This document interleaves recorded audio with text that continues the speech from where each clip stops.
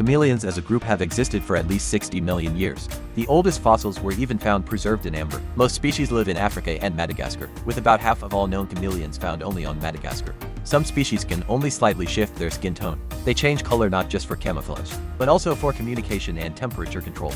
Their tongues can stretch 1.52 times the length of their body, shooting out faster than the blink of an eye. The main part of their diet is insects. Their eyes move independently, allowing them to look into different directions at once. Many species have prehensile tails, used like a fifth limb to grip branches. Thanks for watching. Protect nature.